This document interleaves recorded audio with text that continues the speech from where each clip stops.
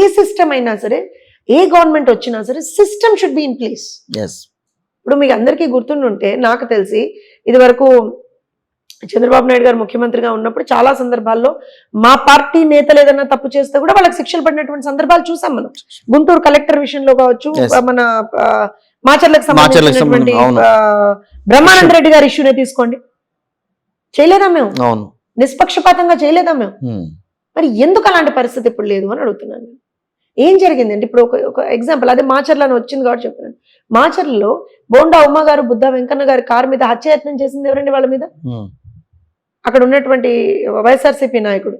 అతనికి municipal chairperson పదవి ఇచ్చాడా లేదా జగన్మోహన్ రెడ్డి? అంటే హింసని ప్రేరేపించకూడదండి. అట్లా కాదుగా. ఇప్పుడు అమరావతి దగ్గర మరి పిన్నెల్లి గారి మీద దాడి జరిగినప్పుడు కూడా మరి దాన్ని కూడా ఆలోచించాలి. ఎవరు చేశారండి? అప్పుడు ఆ లోకల్ గా ఉన్న టీడీపీ వాళ్ళే. ఎవరు చేశారంటున్నాను నేను. ఇప్పుడు వాళ్ళకి ఏమన్నా మేము పదవులు ఇచ్చామా? పదవులు ఇచ్చారో లేదు.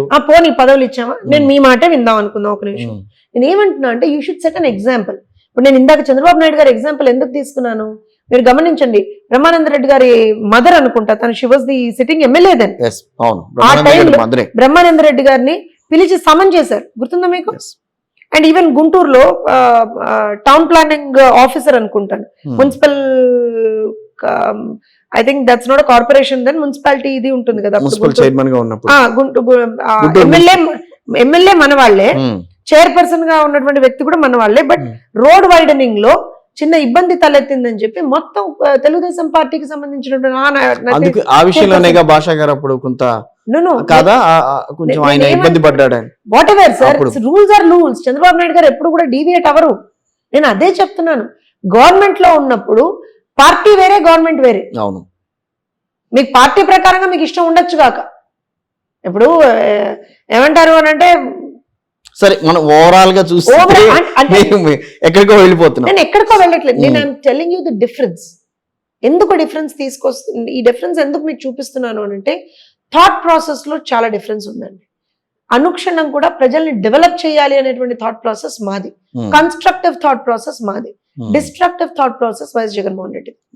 దట్స్ ది ప్రాబ్లం, ఇంకేం ప్రాబ్లం లేదు. సో ఫైనల్ గా ఎన్ని సీట్లు వస్తాయనుకుంటున్నారు సార్? మహిళా ఓటర్లు మీ వెనకాల ఉన్నప్పుడు నేను I personally feel we're gonna cross 140. I personally feel it. నేను చాలా స్ట్రాంగ్ గా బిలీవ్ చేస్తున్నాను దాన్ని.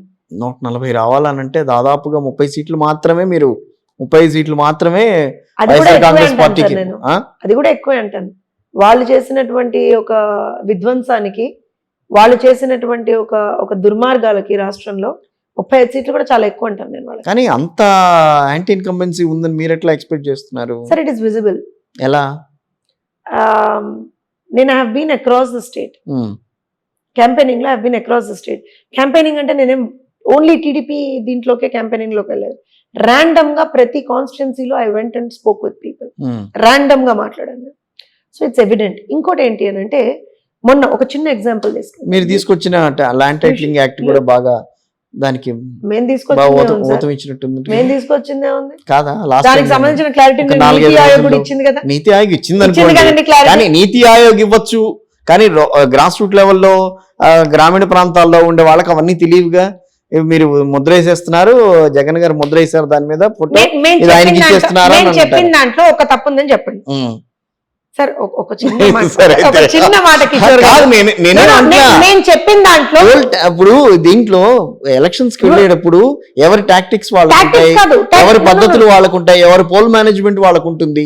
నేను దాంట్లో మాట్లాడుతున్నాను తప్పించి నేనేమి మిమ్మల్ని బ్లేమ్ చేయట్లా, టీడీపీ బ్లేమ్ చేయట్లా, వైఎస్ఆర్సీపీ దీంట్లో ఫెయిల్ అయిందని చెప్పి చెప్పట్లేదు. ఒక్క నిమిషం, నేను చెప్పిన దాంట్లో తప్పేమని ఉంటే చెప్పండి. అవునా కాదా? జిరాక్స్ కాపీలు ఇచ్చి ఎవరైతే దాని మీద వాళ్ళు ఒరిజినల్ పేపర్లు వాళ్ళ దగ్గర పెట్టి, సార్ నాకు విషయం చెప్పండి సార్, మీ ఆస్తి, మీ తాతో, మీ ముత్తాతో, మీ నాన్న ఇచ్చిన ఆస్తికి జగన్మోహన్ రెడ్డి దిష్టి బొమ్మ ఎందుకు సార్? మీరు ఒప్పుకుంటారా? కాదండి, మీరు ఒప్పుకుంటారా? ఇప్పుడు ఆయన ఫోటో పెట్టారా లేదా అన్నది విషయం ఇక్కడ. ఇప్పుడు ఒక విషయం చెప్తాను, వినండి కిషోర్ గారు, వద్దు సార్, ఆ సర్వేరాల మీద బొమ్మలు వేసుకున్నాడు ఏంటి సార్? ఈ పిచ్చేంటి సార్? ఆ రంగులు పిచ్చేంటి, దిష్టి బొమ్మల పిచ్చేంటి? నాకు అర్థం కాల. సర్వేరాల మీద ఎవరైనా బొమ్మలు వేసుకుంటాడండి దిష్టి బొమ్మల్లాగా? సర్టిఫికెట్ల మీద ఎవడన్నా బొమ్మలు వేసుకుంటాడండి? సర్టిఫికేట్ ఆస్తి హక్కుల మీద ఎవడన్నా నిజంగా వేశారో లేదో అని నేను అదే క్వశ్చన్ చేస్తున్నా. వేశారా వెయ్యలేదా, వేస్తా- అది వేసిందా లేకపోతే ఎవరన్నా వేసి చూపించిందా See, ఆ definitely- రోజుకి no, no, no, ప్రజలకి? no, no, no, no, no, no. They went ahead with that and they themselves told. మేం కాదు చెప్పింది, వాళ్ళే చెప్పుకున్నారు. అండ్ వాళ్ళకి మహా మేధావులు కొంతమంది కూడా వాళ్ళకి సపోర్ట్ చేశారు, అపర మేధావులు కొంతమంది కూడా వాళ్ళకి సపోర్ట్ అయితే ఏంటి అన్నారు. సో డెఫినెట్ గా అంటే ఇంకోటి నేను మీకు ఒక చిన్న మాట చెప్తానండి. ఐ థింక్ పాయకరావుపేట కాన్స్టిట్యున్సీ అనుకుంటాను. పాయకరావుపేట కాన్స్టిట్యున్సీలో క్యాంపెయినింగ్ లో భాగంగా మేము ఉపాధి హామీ కూలీలతోటి మాట్లాడుతున్నాం. వీఆర్ ఇంటరాక్టింగ్ విత్ దెమ్, నేను అనిత గారు మాట్లాడుతున్నప్పుడు ఇన్ జనరల్ గా అమ్మా రేపు పొద్దున్న జగన్మోహన్ రెడ్డి మళ్ళీ వస్తే ఏం జరుగుతుందో మీకు తెలుసా అని మీరు క్వశ్చన్ చేశారు. మేము క్వశ్చన్ చేస్తాం. ఆబ్వియస్ గా that's, భయపెట్టడంలో భయపెట్టడం అని కాదు, మేము మాట్లాడకూడదా? ఇప్పుడు వాళ్ళు చెప్పట్లేదా చంద్రబాబు నాయుడు వస్తే అన్ని సంక్షేమ పథకాలు తీసేస్తాడని చెప్పట్లేదా? ఇప్పుడు మేము అదే మాట అన్నాం. ఇప్పుడు చంద్రబాబు నాయుడు గారు ఇదివరకు సంక్షేమ పథకాలు ఇచ్చారు కదమ్మా, రేపు వస్తే ఎందుకు తీస్తారంటే లేదమ్మా ఆయనే ఇచ్చాడు అవి ఇవని వాళ్ళు చెప్పారు. చెప్పిన తర్వాత మరి జగన్మోహన్ రెడ్డి వస్తే ఏం చేస్తాడమ్మా? ఇప్పుడు ఉన్నప్పుడు ఏం చేస్తాడు, రేపు పొద్దున్న మళ్ళీ వస్తే ఏం చేస్తాడు అది చెప్పు నాకంటే. ఏముందమ్మా ఇప్పుడు ఉన్నప్పుడు ఏం చేశాడు, ఏమీ లేదు, ఏమంటారు ఆ పెన్షన్లు ఏవో ఇస్తున్నానని చెప్పాడు కానీ అవి కూడా మాకు ఇబ్బంది అయ్యాయి అనేదో చెప్పింది. చెప్పిన తర్వాత వాట్ షీ సెడ్ యూనో, ఒక ముస్లిం అల్లంత దూరాన్ని కూర్చుంది, ఏముందమ్మా మన ఆతలు కూడా తాగడ పెట్టేస్తాడని.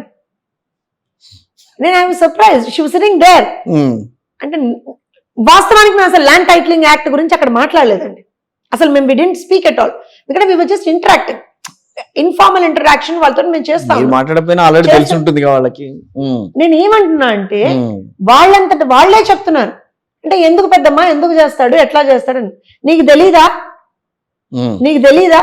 మన పేపర్లన్నీ వాళ్ళ దగ్గర పెట్టుకుంటారట, మనకేదో జిరాక్స్ కాపీలు ఇస్తాడంట మనకి. This was the language, this was the tone, this was the accent. నాకు చెప్తుంది ఆవిడ. సో రేపు పొద్దున్న వస్తే ఉన్నది కూడా అమ్మేస్తాడు. ఈ క్లారిటీ ప్రజల్లోకి వెళ్ళింది.